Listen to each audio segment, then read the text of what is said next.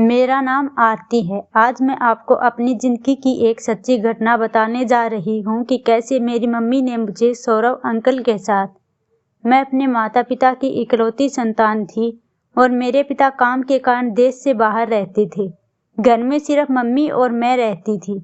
पापा को एक साल में छुट्टी 1 महीने की मिलती तो वे घर आ जाते। पापा के आने पर हम बहुत मज़े करते थे। हमारी ज़िंदगी बहुत अच्छी गुजर रही थी। पापा अच्छा खासा पैसा कमा लेते थे, जिसके चलते हमें कभी किसी चीज़ की कमी नहीं होती थी। मगर कहते हैं ना, इंसान अपने दुख में इतना दुखी नहीं है जितना दूसरे का सुख देखकर होता है। और हमारे साथ भी यही हुआ। न जाने हमारे हंसते खेलते परिवार को किसकी नज़र लग गई। पापा घर पर नहीं होते तो घर और बाहर का सारा काम मम्मी को ही करना पड़ता था। और पापा के कुछ खास दोस्त अक्सर अपनी पत्नी और बच्चों के साथ कभी कभी हमारे घर आ जाया करते थे। उस दिन हमारे घर में खूब चहल पहल होती थी। पापा के एक दोस्त जो बहुत खास थे, उनका नाम सौरभ था।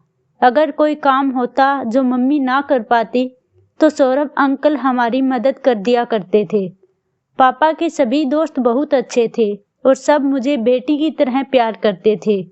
ऐसे ही कुछ दिन गुजरते रहे। सौरभ अंकल का हमारे घर आना जाना होने लगा और अब मुझे उनका हमारे घर आना बिल्कुल भी अच्छा नहीं लगता था। मुझे बहुत उलझन सी होती थी। मैंने काफ़ी बार मम्मी से इस बारे में बात की। चाहती तो मैं यह बात पापा को भी बता सकती थी, लेकिन मैं उनको किसी भी तरह की कोई टेंशन नहीं देना चाहती थी।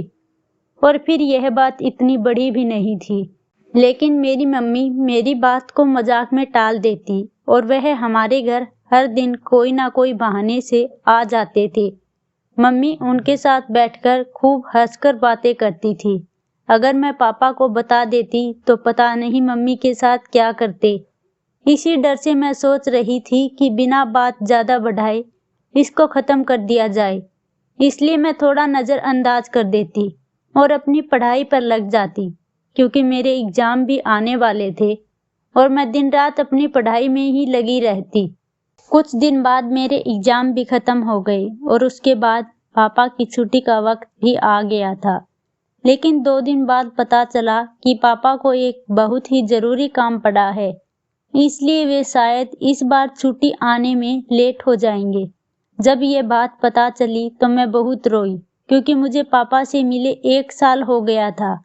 और कुछ दिन बाद मेरे स्कूल में पेरेंट्स मीटिंग भी थी, तो मम्मी मेरे स्कूल में आई। लेकिन मम्मी अकेली नहीं थी। दूर से देखने पर पता लग रहा था कि मम्मी के साथ कोई व्यक्ति भी है। मुझे लगा पापा होंगे और इन दोनों ने मिलकर मुझे सरप्राइज देने के लिए सोचा होगा।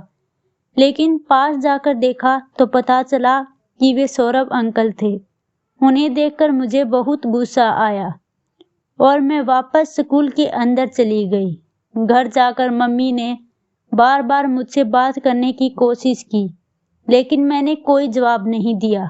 वक्त ऐसे ही गुजरता रहा और जब भी मेरी पापा से बात होती तो मैं उन्हें घर आने के लिए बोलती। वह मुझे बोलते कि थोड़ा काम और बाकी है, अब की बार जब मैं घर आऊँगा तो अपनी गुड़िया को छोड़कर कहीं नहीं जाऊँगा। लेकिन पता नहीं यह सब मेरा दिल रखने के लिए और मुझे खुश करने के लिए बोल रहे थे।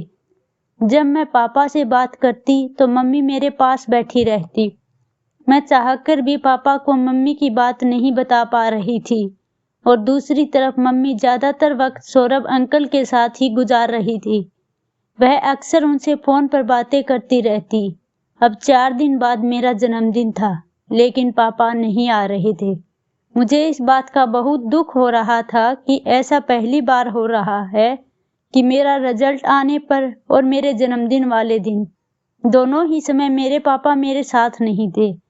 लेकिन मैंने मम्मी से बोला कि अगर सौरभ अंकल पार्टी में आए तो मैं केक नहीं काटूंगी, लेकिन उन्होंने मेरी बात नहीं मानी। जब मैं पार्टी में आई तो सौरभ अंकल पहले से ही सामने वाले सोफे पर बैठे हुए थे और उनके चेहरे की हंसी से लग रहा था कि जैसे मम्मी ने उनको यह बात बता दी होगी कि मैं उनको पार्टी में देखना भी नहीं चाहती। मैं मेहमानों के सामने कुछ भी नहीं कर सकती थी, इसलिए मैंने चुपचाप से केक काटा और अपने कमरे में भाग गई और कमरे का गेट बंद कर लिया। मगर मेरी मम्मी पीछे पीछे आई और सौरभ अंकल भी आ गए और मुझे गेट खोलना पड़ा।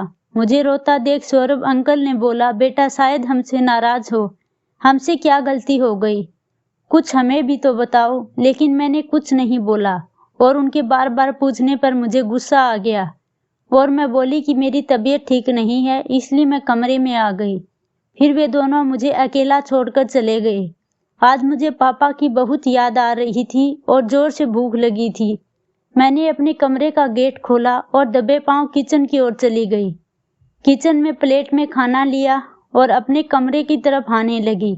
इतने में मुझे मम्मी और सौरभ अंकल की कुछ आवाज आई, जो बाहर वाले कमरे में ही बैठे थे। देखकर बहुत गुस्सा आया, क्योंकि जब सारे मेहमान चले गए हैं तो ये अभी तक यहाँ क्यों बैठे हैं और क्या बातें कर रहे हैं। मैं यह जानने के लिए उत्सुक हो गई कि आखिर ये क्या बात कर रहे हैं। इसलिए मैं चुपके से दरवाजे के पीछे खड़ी हो गई और कान लगाकर उनकी बातें सुनने लगी। सौरभ अंकल मम्मी के पास ही बैठे थे और बोल रहे थे कि आज तुम काली साड़ी में अच्छी लग रही थी। सभी की नजरें सिर्फ तुम पर ही टिकी हुई थी। मैं चाहकर भी किसी को रोक नहीं पा रहा था, क्योंकि मैं तुमसे अपनी नजरें ही नहीं हटा पा रहा था। काला रंग तुम पर बहुत अच्छा लगता है।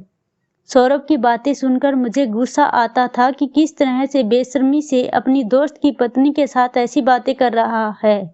लेकिन मेरी मम्मी भी उनकी ये बातें सुनकर मुस्कुरा रही थी। जब मैंने सारी बातें सुन ली तो मुझे पापा पर बहुत तरस आया, क्योंकि वे मम्मी से बहुत ज़्यादा प्यार करते थे और मम्मी उनके साथ धोखा कर रही थी।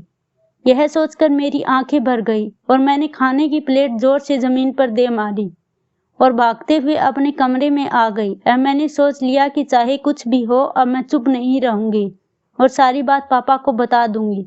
लेकिन इतने में मम्मी मेरे कमरे में आई, क्योंकि उनको मेरे प्लेट पटकने से पता चल गया था कि मैंने उनकी सारी बातें सुन ली। मम्मी ने आकर मुझे गले लगाया और सौरभ को वहां से भेज दिया और मुझे बोली कि आगे से ऐसा कुछ नहीं होगा। मगर न जाने क्यों मुझे उनकी बात पर विश्वास नहीं हो रहा था। खैर, उस दिन के बाद मुझे सौरभ घर पर नहीं दिखा और मुझे मम्मी पर विश्वास हो गया, इसलिए मैंने पापा को कुछ नहीं बताया। लेकिन अभी भी मैं अच्छी तरह से मम्मी से बात नहीं कर रही थी। शायद यह सब मेरी गलतफहमी थी। एक दिन मेरी स्कूल में अचानक से तबीयत खराब हो गई। मेरी टीचर ने मेरी तबीयत बिगड़ते देख डॉक्टर की सलाह से कुछ दवाई दी और मेरे स्कूल बस वाले अंकल को बुलाकर मुझे घर छोड़ने के लिए बोल दिया। थोड़ा आराम मिलने के बाद अंकल मुझे घर छोड़ गए। मैंने 2-3 बार दरवाजा खटखटाया तो मम्मी ने गेट नहीं खोला। मुझे लगा कि बाहर किसी काम से गई होगी। फिर मैंने घर के लॉक की चाबी निकाली और लॉक खोला। अंदर जाकर मैंने टीवी देखना शुरू कर दिया। फिर टीवी देखते देखते काफ़ी देर हो गई और मेरी तबीयत भी कुछ ठीक हो गई थी। फिर मुझे लगा कि हो सकता है कि मम्मी ऊपर वाले पौधों को पानी देने के लिए गई हो, क्योंकि ऊपर वाली मंजिल पर नीचे की कोई आवाज़ सुनाई नहीं देती। इसलिए मैं ऊपर जाने लगी तो वहाँ मुझे ज़ोर से हंसने की आवाज़ सुनाई दी। मैंने पहचान लिया कि यह सौरभ है। फिर मैंने स्टूल रखकर विंडो से देखना शुरू किया। मैंने देखा तो सौरभ ही था। मेरी मम्मी और सौरभ दोनों बहुत ज़्यादा हरकतें कर रहे थे, जिसे देखकर मुझे बर्दाश्त नहीं हुआ। वैसे भी मेरी तबीयत तो पहले से ही खराब थी और मुझे उन्हें देखकर चक्कर आ गया और मैं स्टूल से नीचे गिर गई। इसके बाद आंख सीधी बिस्तर पर खुली। मेरे सिर पर अच्छी खासी चोट लगी हुई थी। मम्मी मुझसे नजरें नहीं मिला पा रही थी। शायद उनको पता था कि मैंने उनकी हरकतें देख ली थी। वह मुझसे जाकर बात करने की कोशिश करती तो मैं उनसे मुंह फेर लेती और उनकी किसी भी बात का कोई जवाब नहीं देती। मम्मी बार बार किसी बहाने से मुझसे बात करना चाहती, मगर मैं उन्हें नज़रअंदाज कर देती, क्योंकि मुझे लगना लगा था कि उसने पापा के साथ साथ मुझे भी धोखा दिया है। उन्होंने मेरा विश्वास तोड़ा है। अब मेरी हालत रोज बिगड़ती जा रही थी, क्योंकि मुझे यह बात बिल्कुल भी बर्दाश्त नहीं हो रही थी। और पापा को मेरी हालत का पता चला तो पापा अगले 2 दिन में घर आ गए और जैसे ही पापा घर आए तो गले लगाकर मैं बहुत रोई और मेरी हालत देखकर पापा को बहुत गुस्सा आया। वह मम्मी पर बहुत गुस्सा करने लगे। आखिर तुमने मुझे बताया क्यों नहीं? मेरी बेटी इतनी उदास है। तुम मुझसे हमेशा क्यों बोलती थी कि सब कुछ अच्छा है? आखिर मैं यह सब अपनी बेटी के लिए ही तो कर रहा था। अगर इसको कुछ हो जाता तो मैं इस दौलत का क्या करता। लेकिन मैं यह नहीं जानती थी कि पापा को यहाँ क्यों आने नहीं देना चाहती थी। लेकिन मैंने अभी तक पापा को कुछ नहीं बताया। उसके बाद मुझे पापा कभी छोड़कर नहीं गए और कभी सौरभ अंकल मम्मी से मिलने भी नहीं आए, क्योंकि उनको पता था कि अगर वे घर आते तो मैं पापा को सब कुछ बता देती। इसलिए वह कभी हमारे घर नहीं आए। मम्मी भी उसे भूल चुकी थी और हमारा परिवार अब हंसी खुशी साथ रह रहा था।